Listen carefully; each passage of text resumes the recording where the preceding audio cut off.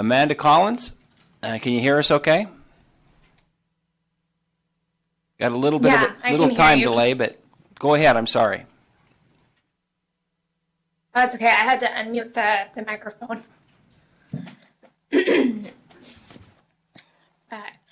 Mr. Chairman of the Judiciary Committee, I want to thank you and the members of your committee for giving me time to talk with you this morning via video conference. And I will keep my comments brief, as I'm well aware that some of you, for some of you, this is your third time hearing me give testimony before to this particular committee on this piece of legislation.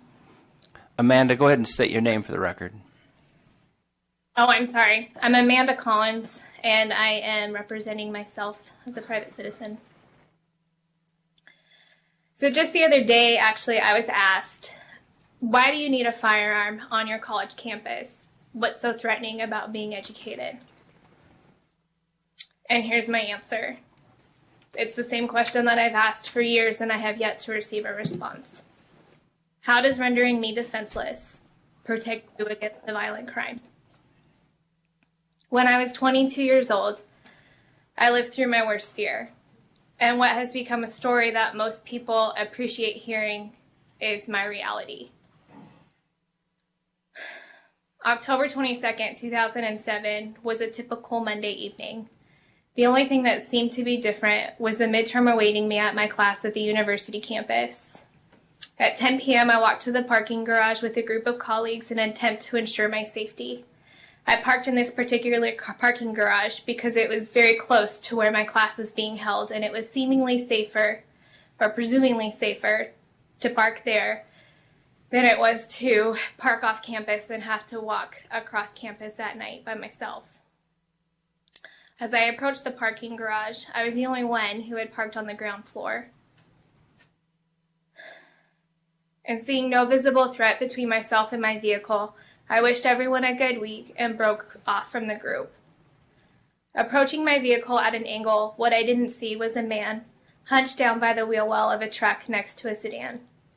As he passed me, he grabbed me, forced me to the cold, hard asphalt, placed a pistol to my temple, clicked off the safety, told me not to say anything, and then he began to brutally rape me.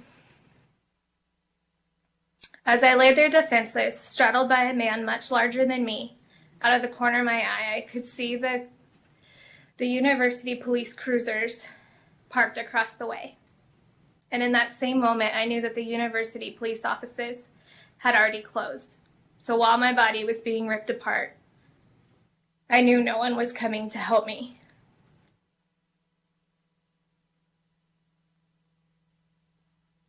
Eventually, the man who raped me, James Bila, was caught.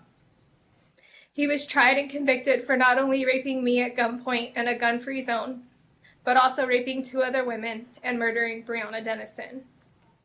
At the time of my attack, I had obtained my CCW permit for the personal choice of not wanting to be a defenseless target. However, in Nevada, permit holders are not allowed to carry firearms on campus. And as a law-abiding citizen, I left my firearm at home, which means that the very law that was meant to ensure my safety, only guaranteed the criminal an unmatched victim. I still wonder what would have been different if I had been carrying my weapon that night. But had I been carrying my firearm, I would have been able to stop my attack. Not only that, 2 other rapes would have been prevented, and 3 young lives would have been saved, including my own.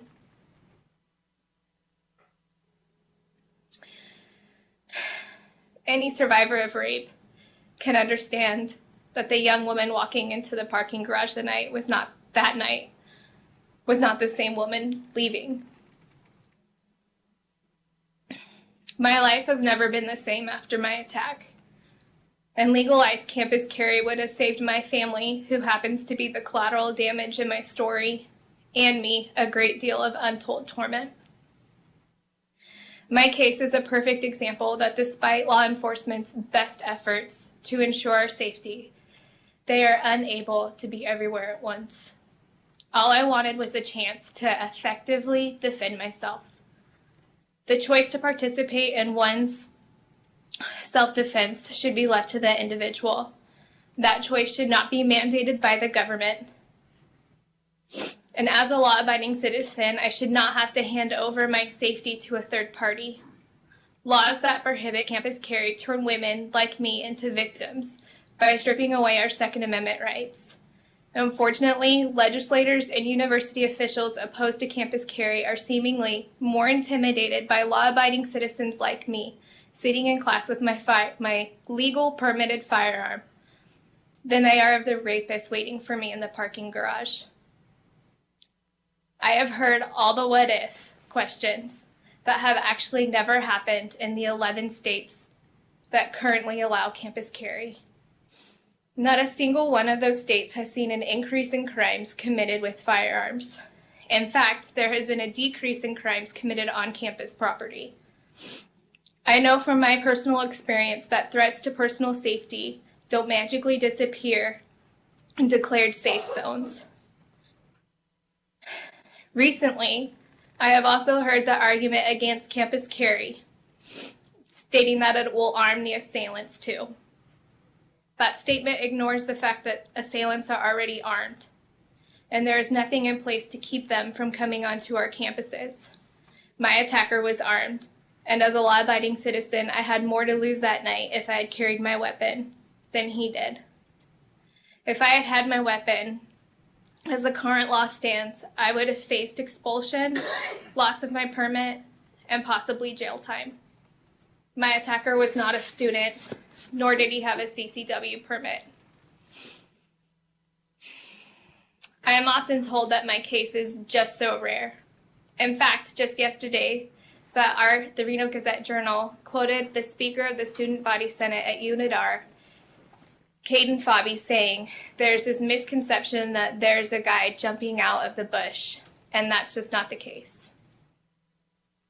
Most people are unaware that 1 in 4 women will be raped while they attend college, and a third of those attacks will occur on the campus they attend. A study from the Journal of Interpersonal Violence found that 126 admitted perpetrators had committed 907 sexual assaults involving 882 victims. I want to repeat that. 126 admitted perpetrators committed 907 sexual assaults involving 882 different victims. That's an average of 7 victims, some more than once, per perpetrator who is currently serving for 1 sexual assault. And with this information, I can confidently say that what's rare about my case is that I'm talking about it. Just because it's not making media headlines or being reported at all doesn't mean it's not occurring. The majority of rapes go unreported, as did mine initially. What if a woman gets raped is the main argument I hear in support of Roe v. Wade. However, if we as a society cared about women getting raped and really wanted the government to stay outside of women's bodies, then we would do whatever we could to equip women with the ability to prevent rape. I believe in empowering women with the choice to protect their bodies. Therefore, law-abiding concealed carry permit holders should not be denied their fundamental constitutional right to protect themselves on college campuses in the same manner that they're able to protect themselves everywhere else as they go about their daily lives. And with that, I just want to leave you with the same question that I've been asking for the last 5 years, and I have yet to receive an answer. How does rendering me defenseless protect you against a violent crime?